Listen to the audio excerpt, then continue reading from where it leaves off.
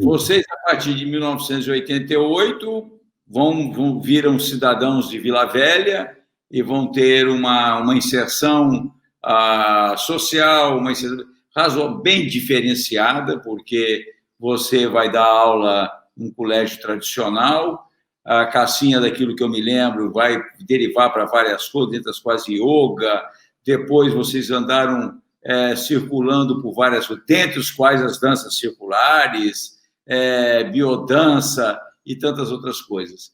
E quando tudo, na minha avaliação, na avaliação de muita gente, estava tudo pronto, casa confortável, bem localizado, todas as coisas, vocês, de repente, desmontam tudo e vão fazer uma outra aventura que, para mim, seria muito importante se vocês pudessem compartilhar. Até porque eu gosto muito da história de vocês, porque vocês, de um determinado momento, compartilharam comigo. Não, a gente está indo lá para Chapada Diamantina, onde tínhamos feito algumas vivências de biodança maravilhosas. E, de repente, onde é que estão Rubinho e Cassinha? Estão em Viçosa. Eu falei, agora eu não entendi mais nada. Como é que foi esse circuito? Como é que foi este retorno? Porque vocês não saíram de um ponto e chegaram a outro ponto em 5 dias. Vocês saíram do ponto e estão neste ponto, que vocês já estão há alguns anos, ao longo de algum tempo. Compartilha com a gente isso aí para a gente. Compartilhem. A gente saiu de Vila Velha e gastou 2 anos para chegar em Viçosa. Não foi 5 dias, foram 2 anos. Foram 2 anos. Essa saída. Aline, essa história, não deixei de contar ela com muitos detalhes, não, porque ela é uma história cheia de muitos detalhes, cheia de muitos arranjos que a vida foi fazendo para nos mostrar.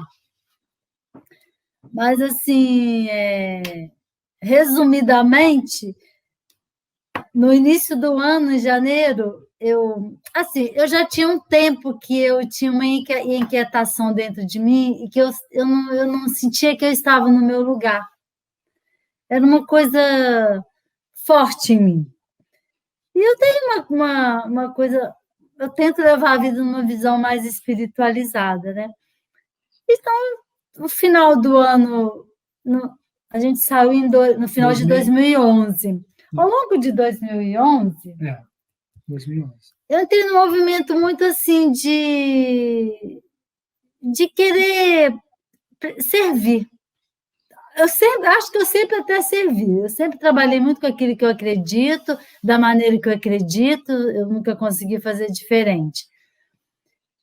Mas eu comecei a pedir mesmo, falei, me coloca no meu lugar, me coloca no lugar onde eu vou fazer o melhor que eu posso. Eu comecei assim, eu não tinha um pedido.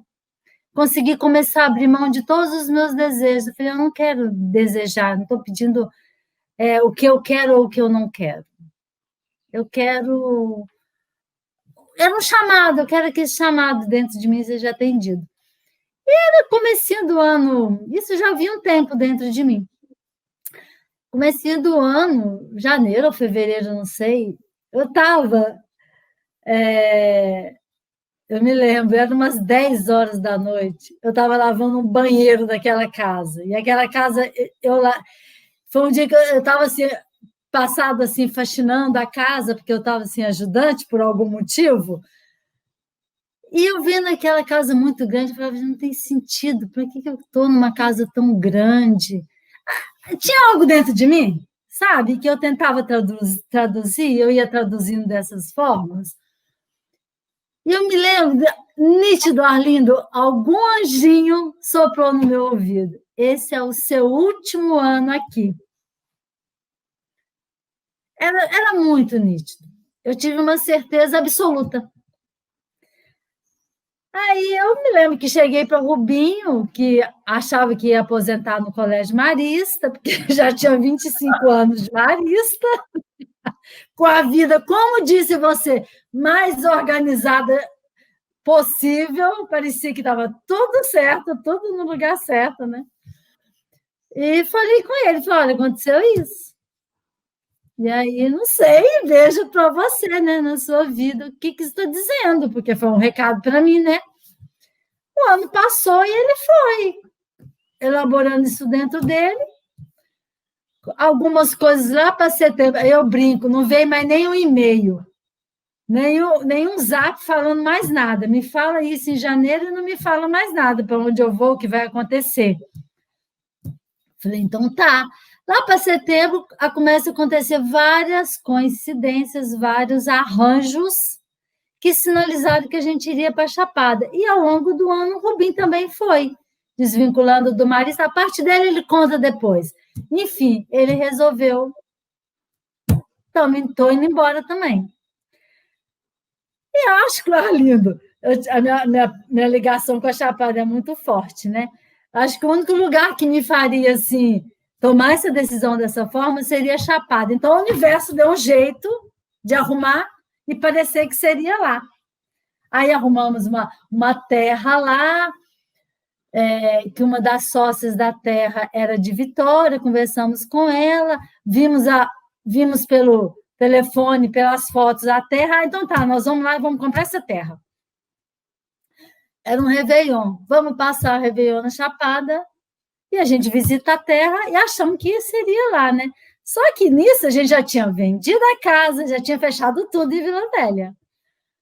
E quando a gente chegou na Chapada, fomos na terra, uma terra linda, com uma água que nasce dentro da caverna do Lapão. Gruta do Lapão. A gente já fez vivência nessa gruta de biodança. Só que essa terra estava dentro do parque. Aí a gente foi vendo os empecilhos assim, em um dia, 24 horas. Eu falei, não é aqui. A energia mudou, não é aqui, a gente não vai fazer nenhum confronto com o parque, né, com legislação de parque, não é aqui. Então tá. Tem para onde voltar, não tem casa, não tem trabalho, não tem mais nada. Aí eu vou contar um pedacinho que eu gosto dessa história.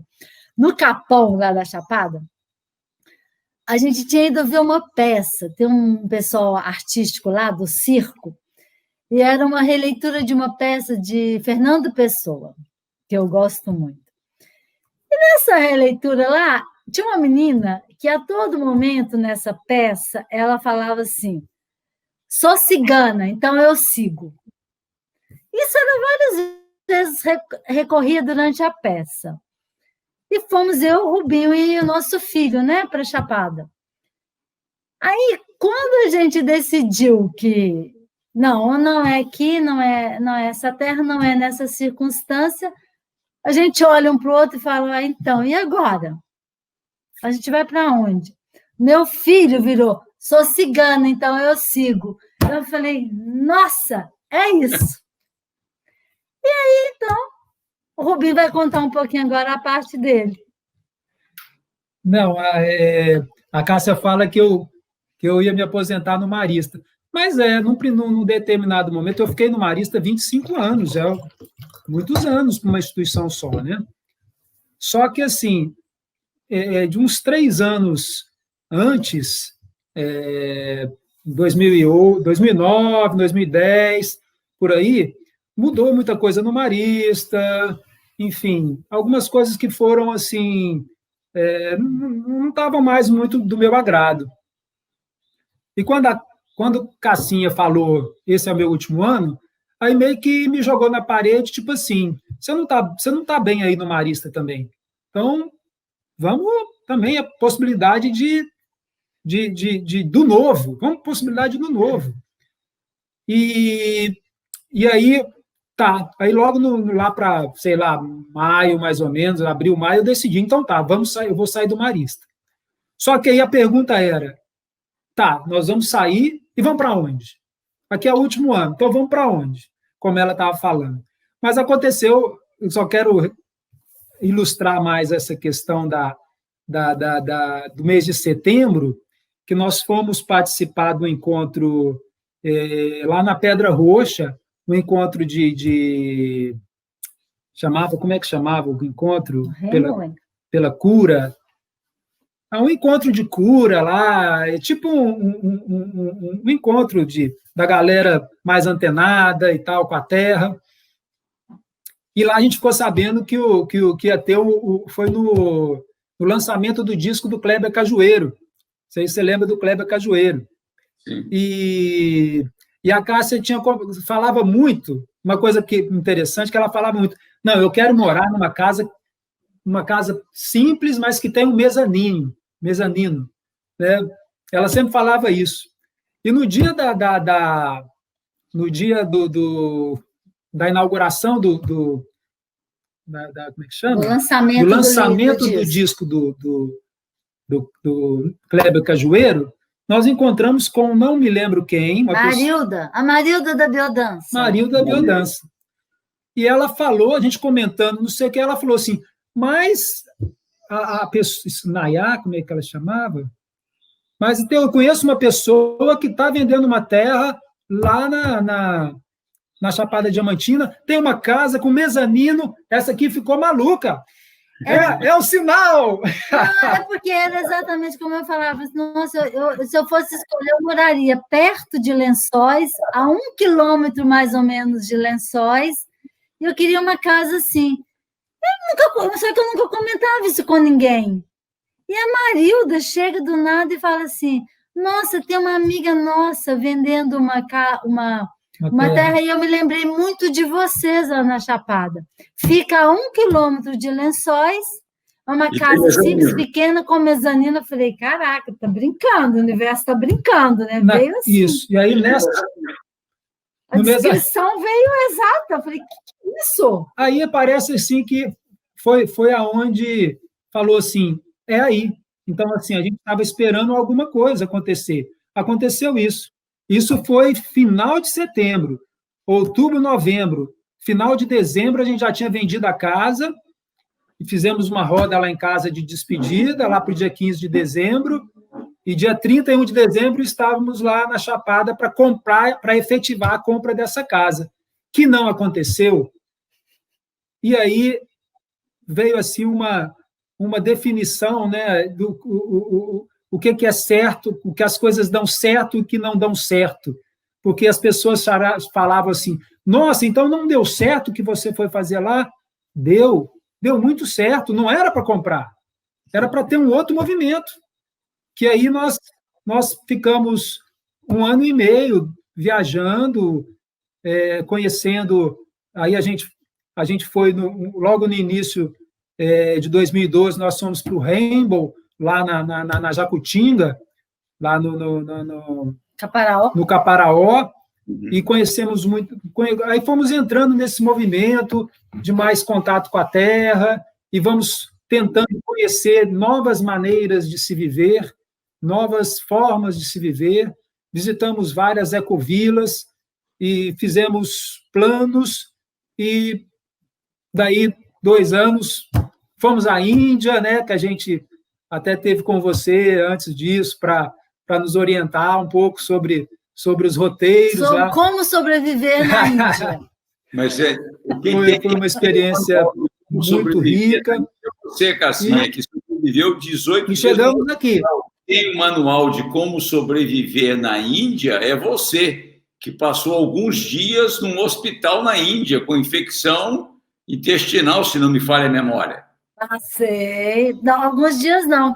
Na verdade, dentro do hospital, lá no ashram da AMA. Ainda bem que eu estava no colo da AMA, né? Foi a minha sorte. AMA do abraço. Da AMA do abraço, lá em Kerala. Não, assim, de hospital foram, graças a Deus, assim, foi sufoco. Mas eu passei uma noite nesse hospital, mas eu passei muitos dias passando mal lá na Índia. Nossa, foi puxado para mim. Mas, assim, eu tenho a compreensão, eu tive respostas também.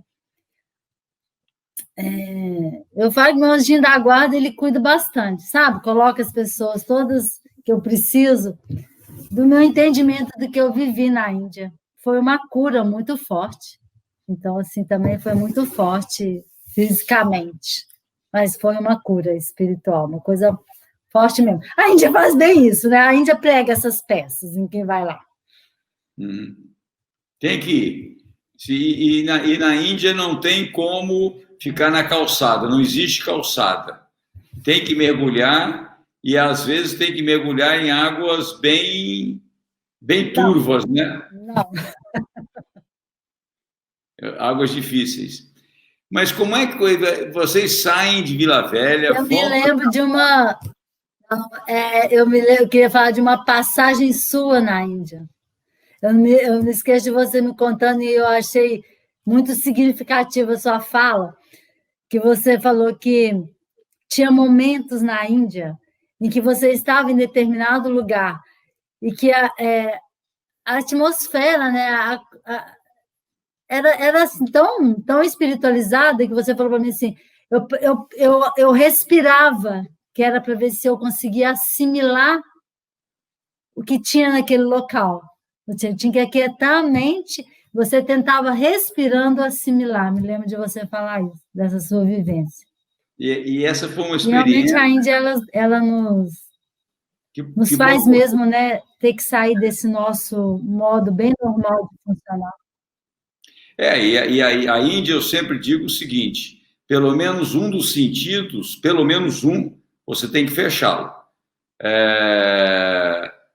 Ou você vai fechar o paladar, ou você vai fechar o olfato, ou você vai fechar a visão, ou você vai fechar a audição. Não dá para conviver com todos eles simultaneamente abertos. Né? Porque o barulho pode ser ensurdecedor, a atmosfera pode ser extraordinariamente agressiva, os cheiros podem ser muito mais intensos, e não são só cheiros que a gente chama de ruins. Quando você entra num mercado indiano, é uma festa, né, de cores, é uma festa de sabores, é uma festa de cheiros, mas, ao mesmo tempo, é também um barulho ensurdecedor, né? Todo mundo querendo te oferecer. Então, eu acho que, eu concordo, eu acho que é um privilégio ter essa experiência. Eu tive em outras circunstâncias, que a minha experiência na Índia, tanto da primeira quanto da segunda vez, foram eminentemente foram dirigidas para a academia. Você sabe, eu fui convidado por um instituto para passar um mês como pesquisador convidado, mas aí, no final de semana, eu ia tentar ver o que eu podia fazer no entorno. Né? E depois, quando eu fui passar 3 meses, aí em mais lugares, inclusive, do mesmo jeito, quer dizer, chegava sexta-feira, aí eu saía para ir experimentar coisas, e experimentar, inclusive, nesse sentido. Eu me lembro muito bem que eu estava passando um final de semana num ashram, e, obviamente, tentando respirar para chegar, esperando a chegada do guru. Nós estamos falando aí de um espaço com 1.500 a 2.000 pessoas, mais ou menos. E eu, nesse princípio, vou respirar para ver como é que eu me encontro aqui. E estou eu respirando até que um vizinho meu me cutucou e disse: olha, você já meditou demais, agora vamos conversar. Ou seja, para ele, aquilo era um evento social. Ele ia para lá para conversar com pessoas. Ele não estava a fim de espiritualizado, ele já era. Né? Então, foi muito... A minha passagem pela Índia também foi muito, muito forte nesse sentido, muito, muito intensa. E eu não tenho como imaginar alguém passar pela Índia que não seja dessa maneira. Tem maneiras confortáveis. Você compra um pacote aqui e o pacote te leva de ônibus de um lugar para outro, e aí você passa 10 dias em Rishikesh, no Ashram X, e depois você vai conhecer um guru ali. Mas aí eu admiro toda e qualquer experiência. Então, as pessoas fazem a opção que querem. Agora, eu valorizo muito aquela minha passagem pela Índia nas circunstâncias que eu estive. Né? Até porque durante a semana, tem aquela hierarquia indiana, né? Afinal de contas, nós estamos recebendo o professor Arlindo, então eu era tratado com toda atenção. E no final de semana eu fazia questão de não ser acompanhado por ninguém, eu queria experimentar. A gente vai fazer um brevíssimo intervalo e já a gente volta para a gente continuar essa conversa com Cássia e Rubens. Na realidade, ela é conhecida em várias vozes como Cássia e ele, apesar do 1,90 m e tanto, é conhecido como Rubinho, uma das grandes contradições do casal. Já a gente volta.